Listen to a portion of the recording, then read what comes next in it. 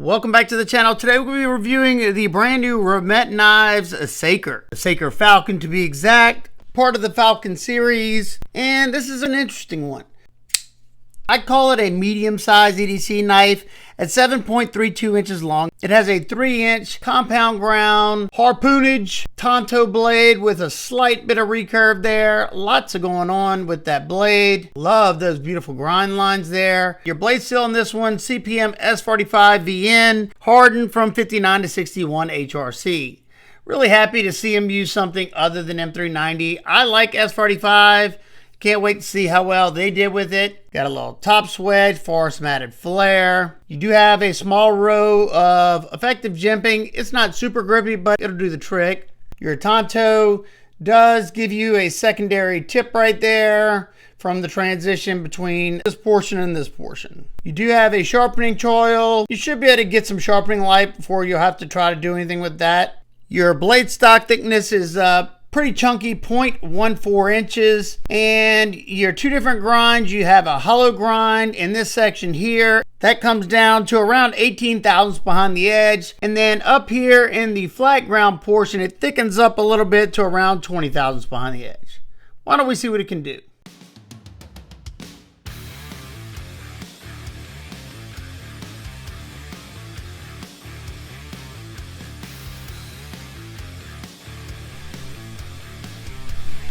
When I first got this knife, I was really excited because of the compound ground blade. The hollow grind is nice and thin.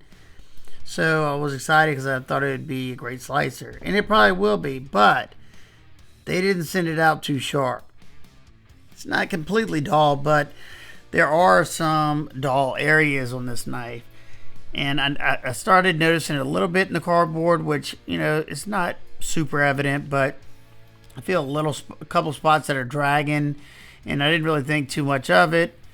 And then when I get to the testing ergos here, you see how it's skating off the wood, and you'll see it happening a little bit, and it's starting to be a little uncomfortable because I'm having to push into the wood harder, and there's a little spot on the bottom of the scales that kind of comes up at a point, and it becomes a minor hot spot, and you see me kind of adjusting my hand a good bit. So, yeah, this is, I think, pretty much the first Remette knife that I've gotten that wasn't super sharp. It was very evident here. Certain spots I could get it to start cutting, it just wouldn't follow through. So that the Tonto area, just where the line intersects, it had some sharpness to it. Or maybe that was where the dull spot is. Maybe it was above it. I don't really recall, but you'll see me sawing through it, and I cut out a lot of the dead space where I was kind of, aching my hand. My hand was aching because I didn't want this to be any longer than it already was.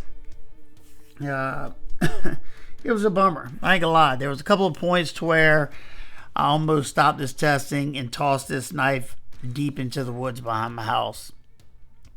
I can't stand whenever I get these knives, which, I mean, you know, it happens. I'm not talking bad about Remette because, like I said, I think this is the first knife out of a bunch that I've reviewed that didn't come hair shaving sharp, so it's gonna happen.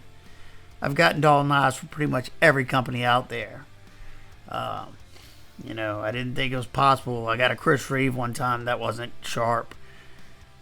It doesn't matter how much you spend, you know, everybody's human. It's going to happen from time to time. And I know how to sharpen, so I'll easily be able to fix it.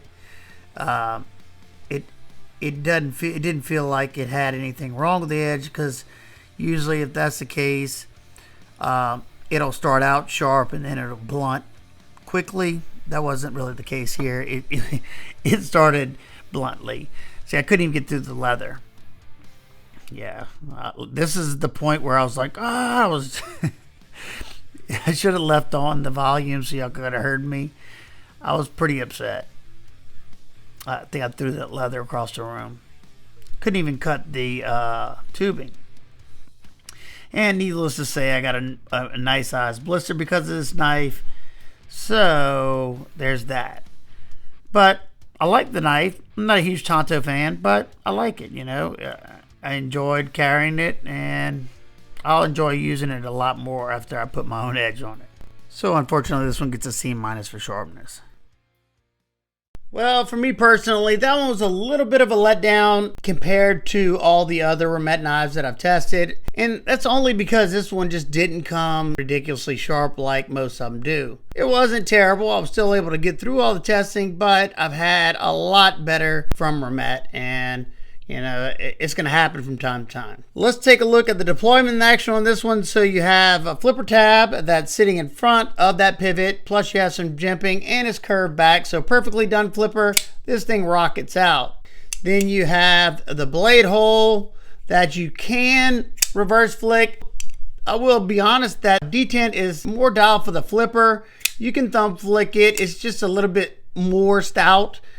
Easier for me to do the reverse flick, but the easiest of all is definitely that flipper tab.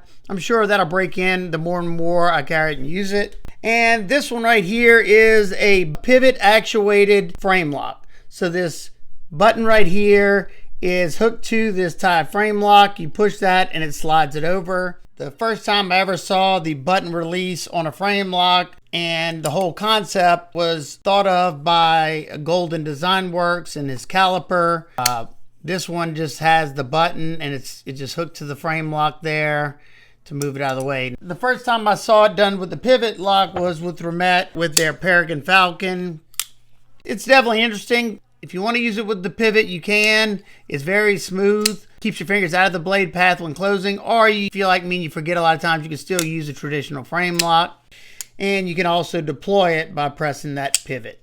This one's riding on cage ceramic bearings, and talk about has gotten smooth over the last month or so that I've had this. Now let's take a look at the handle area. There's a lot going on here. You have a titanium frame, nice micro milling on the chamfers here and here, and then you have another chamfer here. You have this interesting carbon fiber. It's like big chunks of carbon fiber with, I'm guessing, ceramic dust in there, giving you those colors. And then we have a overlay on both sides of the pivot with a lightning anode, so it's a titanium overlay. I'm so tired of seeing the lightning anode now. At least it's just a very small piece. You could remove it if you didn't like it. Then you have a tie back spacer with a little bit of a geared section here, pretty much flush with the scales.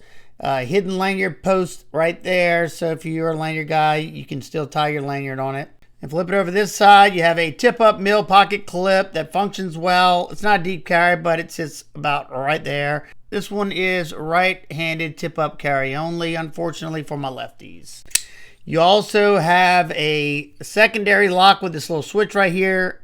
Slide it forward, and you can't disengage that lock here or here. I don't like seeing secondary locks like that. I've never once stopped what I was doing to put a secondary lock on. And especially when they're in your grip. I noticed whenever I was doing the wood carving and I'm kind of like moving my hands around and stuff like that, that I accidentally locked myself out. Didn't realize it. You go to close it, and of course nothing. It's just annoying. Now, I'm sure if you wanted to, you could go in there. This is being held in by a screw. You could probably remove it, but then you might have a small hole there. Not a deal breaker, but it can be annoying. That's just the fact of it. For the most part, I thought this one was comfortable, especially in this saber grip right here. The hammer grip's pretty good until I got to real forceful cuts into the wood. I noticed that my pinky was sitting on this portion right here that Remette does on pretty much every knife. They got to have this for some reason. I hate this. Because whenever I'm really bearing down, that's not the most comfortable right here. Especially if you look right there by that point, you got this micro milling right there and kind of ties in. And it's not terrible, but you know, you will probably notice it if you're doing really, really hard cutting. I think it would have been better just without this, you know, just make this go straight across, or like kind of cant it down a little bit. My medium-sized hands, I got a little bit left over. I think you do have a lanyard spot. If you got big old mitts and you need a little bit more to hold on to, you can tie a thick knot right there. This reverse pull grip right here is okay, but if you're really pulling hard, you're gonna feel this flipper tab. It's not terrible because it is kind of rounded in that direction, but you will feel it. And the reverse gas station knife fight grip is good because this is a nice little flat spot to rest your thumb. You have a guard being created by that flipper tab and this choil area. The pinch grip's good, especially if you're using the secondary tip. If you want to put pressure there, one thing like I just noticed, be careful where you're putting this thumb. You know, that would be the case where you'd want to lock this out like that. So if you got your finger like this, trying to pull through something, you don't disengage it. So maybe that's why they put it there. Now, whenever I was doing the regular stuff in the testing, I didn't have an issue with that, but you know, I can understand where that could be a problem. You have pretty thick slabs of tie, but you do have a lot of machining on the outside. You have a machine spot for this carbon fiber inlay. All that's going to help bring down the weight, but then you have the tie overlay right there and thick blade stock. That's going to bring up the weight along with the tie bag spacer, tie pocket clip. Let's check out the inside. You got a good bit of internal weight relieving. You can see that pocket on the top. And then if you look on the bottom, you also have some weight relieving. And your balance point is right where you want it to be. So it's going to feel lighter in hand. This one's coming in at 4.23 ounces. For the size knife, that is a little bit extra weighty, but I had no issues with that. The lockup on my knife is about 40 to 50% or so. Access to the lock bar is good. This comes down just a little bit lower and you got enough width there plus a chamfer. So it's nice and comfortable if you want to use it like a traditional frame lock, or you could just press that button. This one has some of the tightest lockup I've felt in a while. I was like bearing down, trying to move something. Mine does not budge at all. Now time for some quick size comparisons. It's in the middle of the Ontario Rat 1 and 2, more similar to the Rat 2. And it's also in the middle of the Spyderco PM2 and Power 3, but it's literally just a hair longer than the Power 3. And it's a little shorter than the Remette Peregrine Falcon, and it's identical in length to the Remette Rhino. And lastly, it's identical in length to the Concept Baku, and it's a little longer than the Remette RTB. Now, being that absolutely no knife's perfect, what are my nitpicks and complaints? First off, there's no lefty love here. Second of all, this definitely wasn't the sharpest Remette knife I've ever gotten. You know, I'm used to their knives usually coming hair popping sharp. This one left a lot to be desired, but that's okay. You know, that happens from time to time. And being that I'm just testing the factory edges, I don't have time to sharpen up every one of these before I do the testing. You know, it's okay. I'll put my own edge on it and I know it's going to perform a lot better. I don't like seeing these secondary locks, but just now when I was able to disengage it in the pinch grip, I get it. And I could definitely do without the light Niano at all on any knife. The pink's not your thing. They have other variations with different colored inlays. And lastly is going to be the price. This one comes with a pretty hefty price tag. Now I know you got big old thick slab of S45. You got the carbon fiber. You got the whole pivot button actuated frame lock.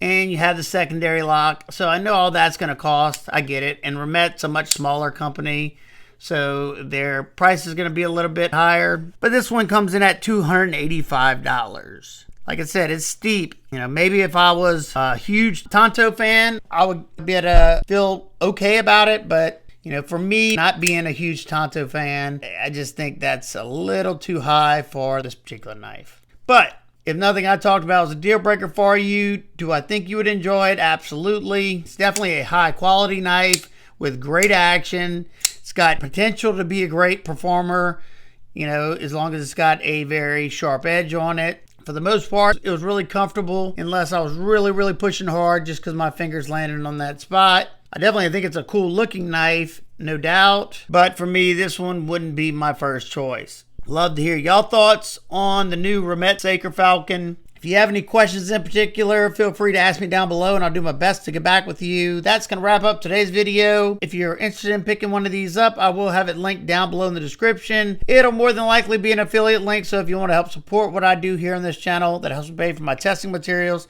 thanks. If not, no sweat at all. Just keep coming back. All right, guys and girls, I hope everybody's having a fantastic day today. And remember, keep these blades sharp like I'm about to go do this one. Smile more.